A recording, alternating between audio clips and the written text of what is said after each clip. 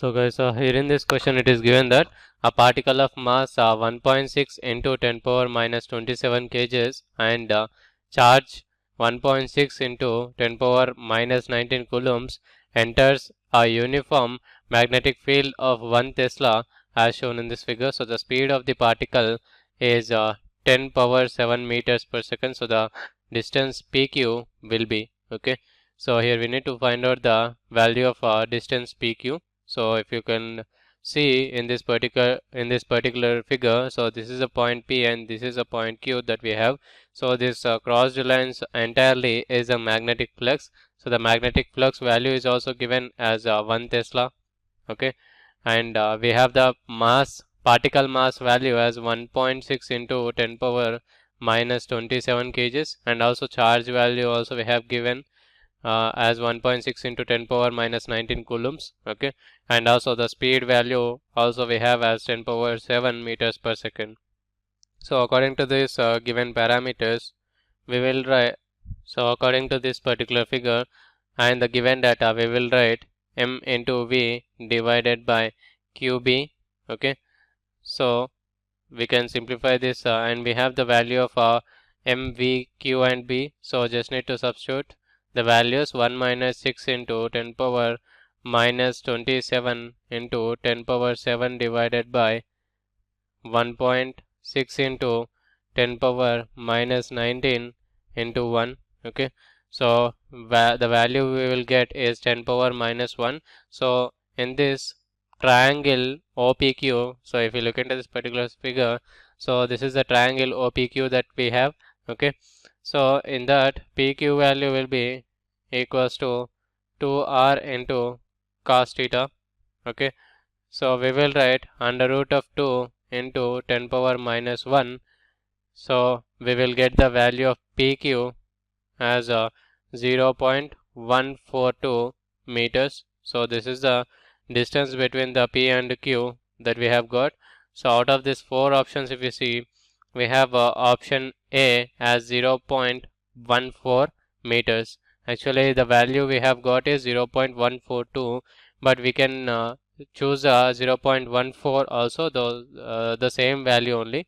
So option A is the correct answer for this question. Thank you. Hello students, our question is a potential difference of 600 volt is greater than S is applied across the plates of a parallel plate condenser. The separation between the plates is 3 mm. An electron projected vertically parallel to the plates with a velocity of 2 into 10 raised to the power 6 meter per second moves undeflected between the plates. Find the magnitude and direction of the magnetic field in the region between the condenser plate. Neglect the edge effect. Charge of the electron is minus 1.6 into 10 raised to the power minus 19 coulomb. So solution for this will be, we have given diagram, okay. Solution will be, so if we talk about electron is moving like this, okay. So let's say this is Q. Electron is moving in this direction and charge is flowing in this direction. So we can say that QE will be equals to QBV. So from here QQ cancel out, E equals to B into V. Okay. So from here B will be equals to E upon V, and from here we know that E equals to V upon D. So from here B will be equals to V upon D into V. Okay. So if you put the values, we have given 600 divided by 3 into 10 raised to the power minus 3. This is into 2 into 10 raised to the power 6. So on solving, we will get the value of B is equals to 100 into 10 raised to the power minus 3, which means B will be equals to 0.1 Tesla, and this is our answer. Question क्या है अपना, 2 wires A and B are carrying current I1 and I2 as shown in the figure. The separation between them is D. दोनों wire के बीच में separation D है. A third wire C carrying a current I is kept parallel to them at a distance X from A such that the net force acting on it is 0. The possible value of X, सारा अपन से basically possible value of X पूछा है मेरे से, ठीक है. और ऐसे बोला है कि उसका डिस्टेंस A से जो है, A वाला वायर से उससे X होगा, ठीक है. तो C पैरेलल रखा गया है, मतलब कुछ ऐसा सा C रखा गया है, लेकिन इस वाले केस में तो उस पर फोर्स 0 नहीं हो सकती, क्योंकि देखो फोर्स मेरा क्या है, F vector is equals to I L cross B. That means इसमें मतलब कोई और 0 नहीं हो सकता, मुझे B जो है वो 0 करवाना पड़ेगा, है ना, जो नेट मैग्नेटिक फील्ड आ रहा है. लेकिन इस केस में क्या हो रहा है कि नेट मैग्नेटिक फील्ड दोनों की वजह से ऑपोजिट डायरेक्शन में आ रहा है. ऑपोजिट डायरेक्शन में तो ठीक है, इसका डिस्टेंस एडजस्ट करते हैं, लेकिन इस जो अपना ये वाला केस है, इस वाले केस में 0 नहीं आ रहा. तो मतलब एक केस अपन ये लेंगे कि इधर रख दें वायर C को, एक ही लेंगे कि इसको इधर रख दें, ठीक है. तो इसको मैं फर्स्ट केस बोल रही हूँ, ठीक है, और इसको मैं सेकेंड केस बोल रही हूँ, ठीक है. तो for first case the value of X है ना, फॉर फर्स्ट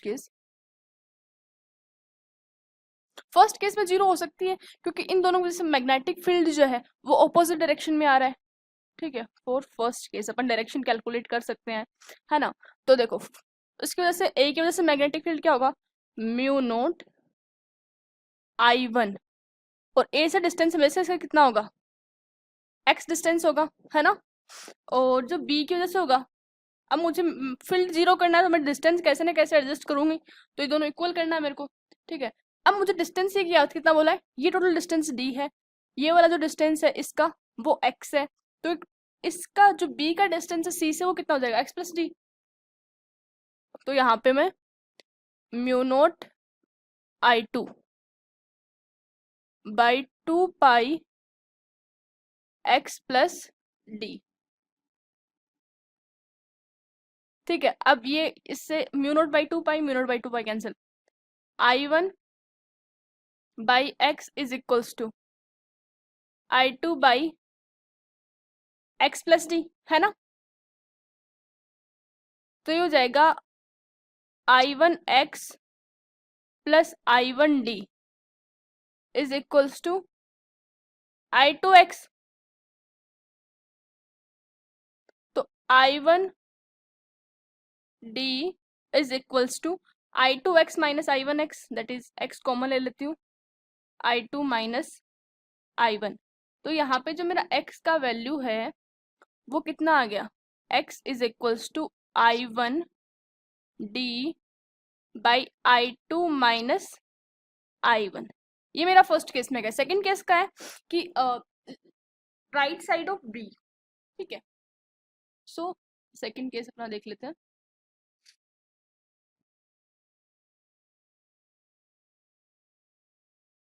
सेकंड केस में पहले डिस्टेंस देख लेते हैं. इसमें इसने बोला है कि A का डिस्टेंस C से हमेशा X ही होगा, ठीक है, X मान लिया. और तो बाद में B का डिस्टेंस कितना हो जाएगा, टोटल ये वाला X है ना, ये वाला जो डिस्टेंस है ये X है और इतना D है, तो ये जो डिस्टेंस हो जाएगा वो मेरा कितना हो जाएगा, X माइनस D, ठीक है. तो ये हो जाएगा mu naught I1 by 2 pi X is equals to mu naught I2 by 2 पाई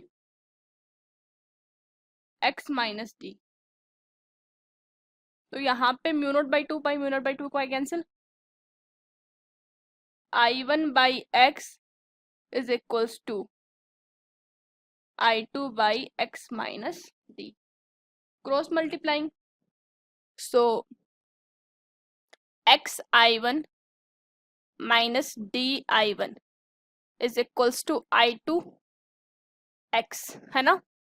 तो अब इसको इधर ले आते हैं, तो X I1 minus I2 is equals to DI1. तो बेसिकली जो X का वैल्यू है that is I1 upon I1 minus I2 into D.